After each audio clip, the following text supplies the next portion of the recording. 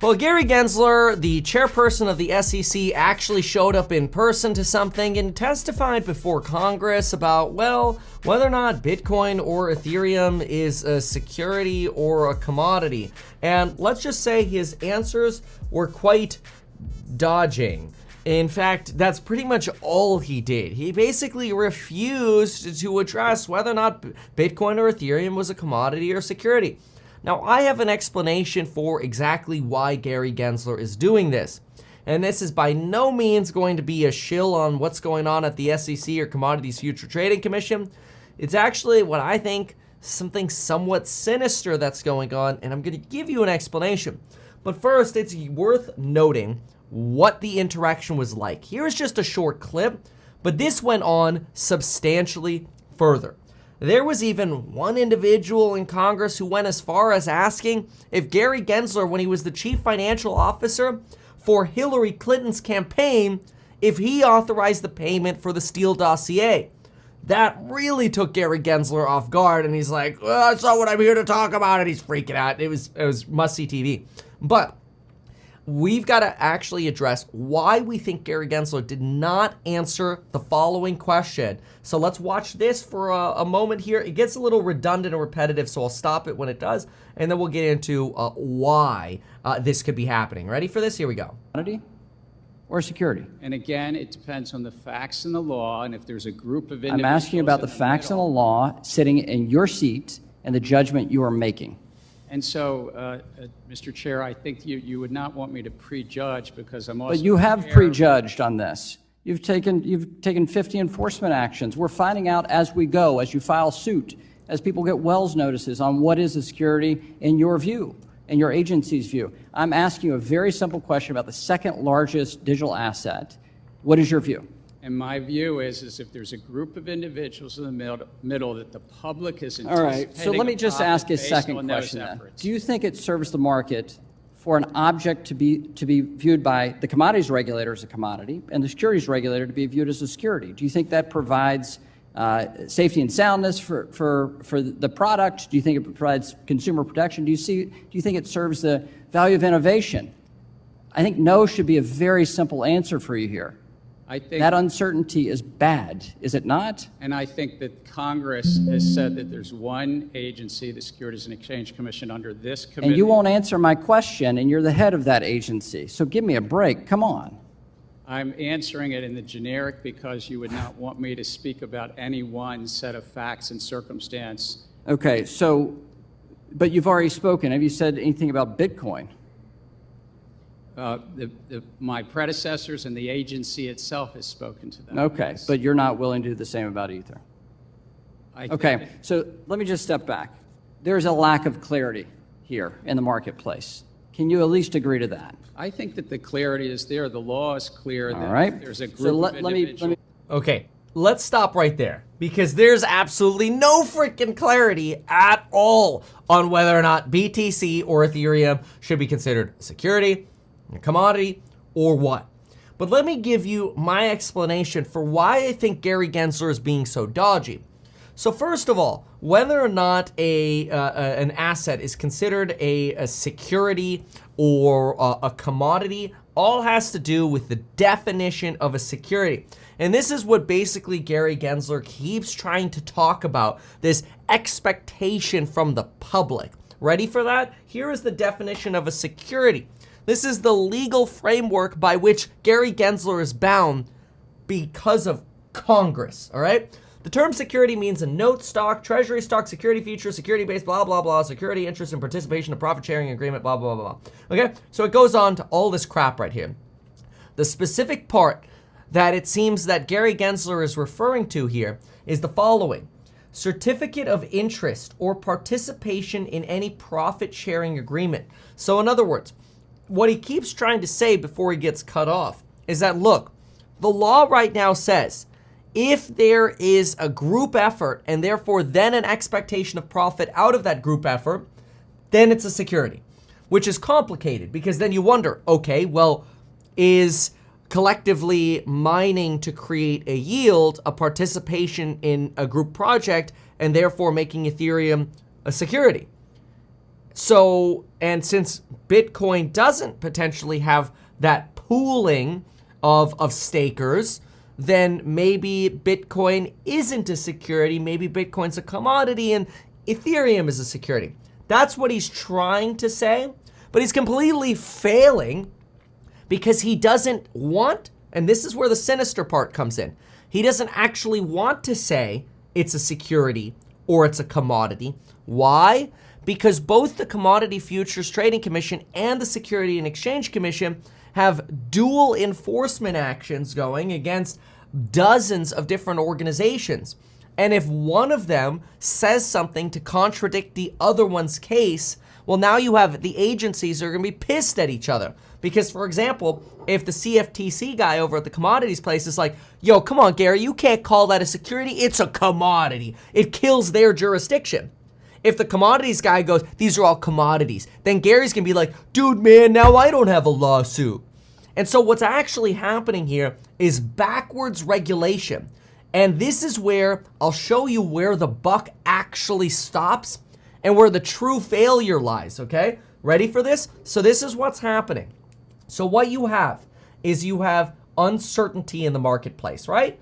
Is BTC or Ethereum a commodity or a security? What is it?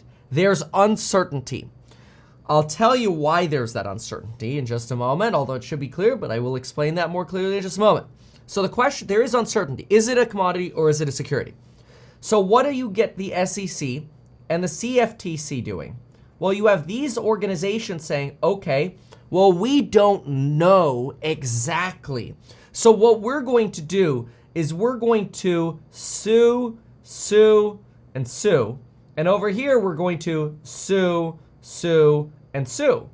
And eventually what'll happen is these lawsuits will probably end up getting multiple different decisions. So you'll probably have something like this happening.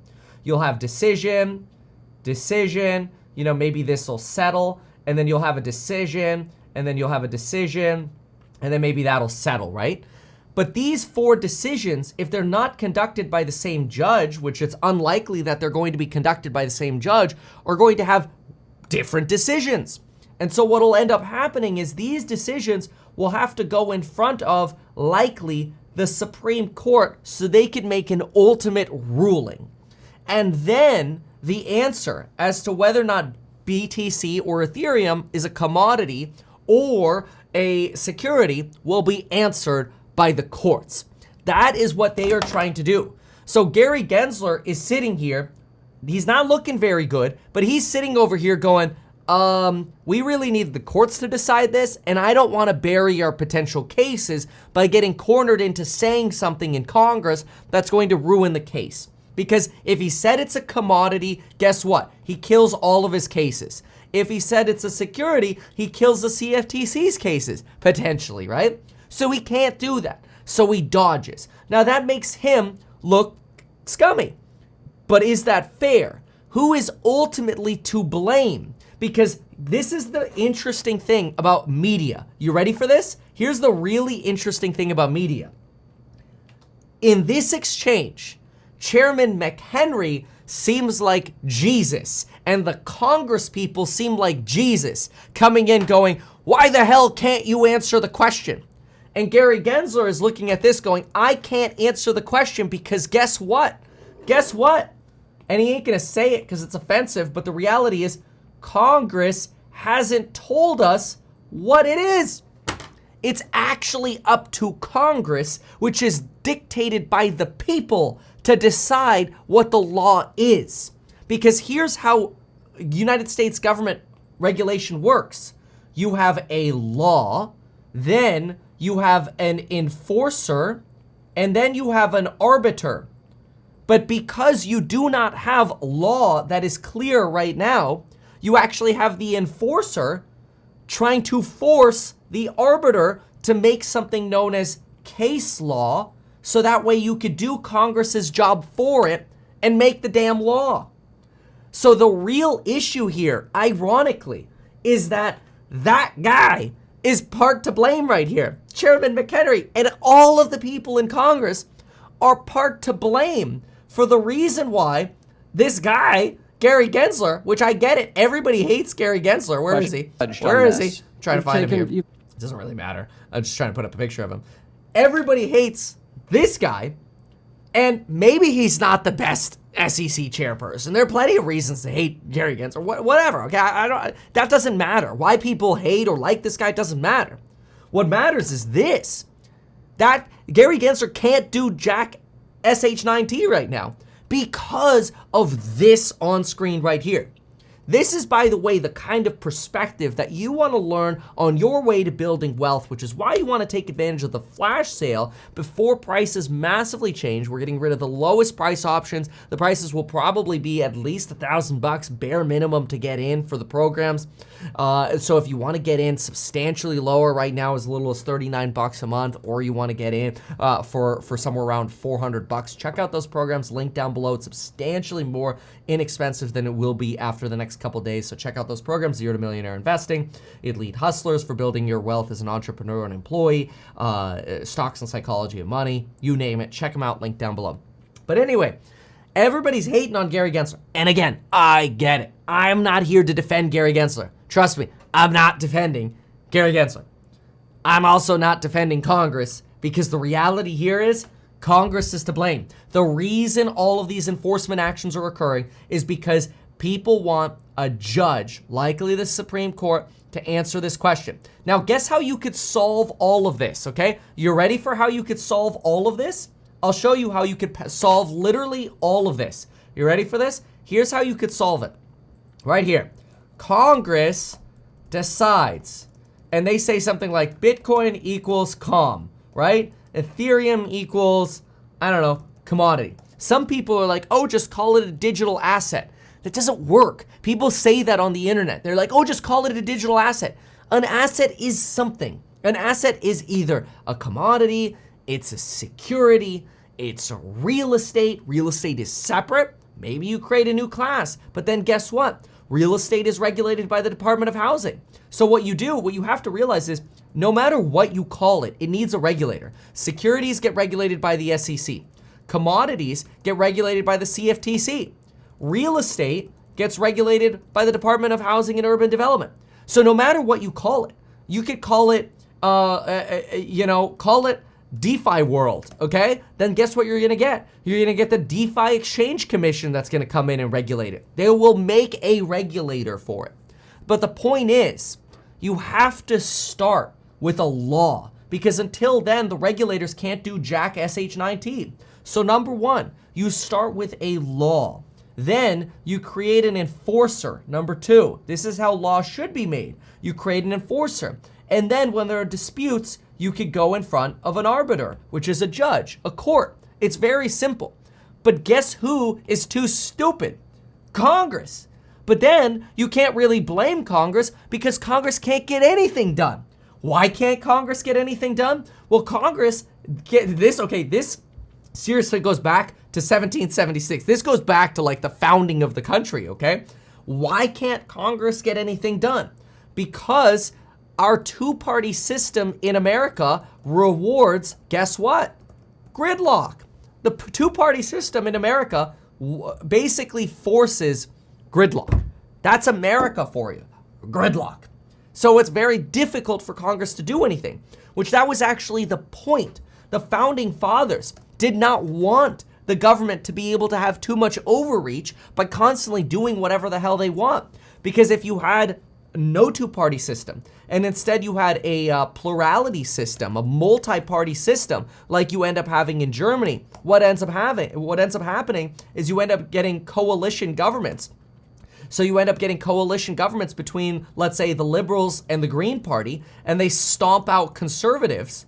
And then all of a sudden you get countries that are much more heavily leaning towards the left than people would potentially like, right? You have a lot less freedoms in Germany than you do in America. It's just the way it is. So what's the solution here? Well, the real solution is either Congress passes a law or a judge decides, right? And that has to probably be the Supreme Court. The Supreme Court's got a lot of crap to deal with, though, and I'm not making excuses for the Supreme Court, okay? They got their own problems. Just look at, Clarence Thomas You got some real disasters going over there and a huge PR nightmare for the Supreme Court right now. And now they got to worry about abortion pills getting banned and challenges to courts all over the country about Roe v. Wade. There's a lot. I'm not saying they can't rule on this, but they probably don't know either.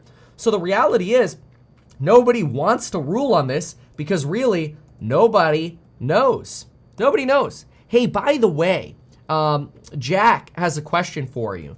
What do you call someone without a nose and without a body? And the answer is, nobody knows. Nah. So, in case you're wondering, who's to blame? Is it Congress? Is it the SEC? Is it the system? It's the system. The Founding Fathers designed our system to make it really difficult to adopt new laws. Therefore, Congress ain't doing jack crap. The courts aren't doing anything, and the regulators aren't doing anything because nobody knows what the hell to do with commodities. And you know what?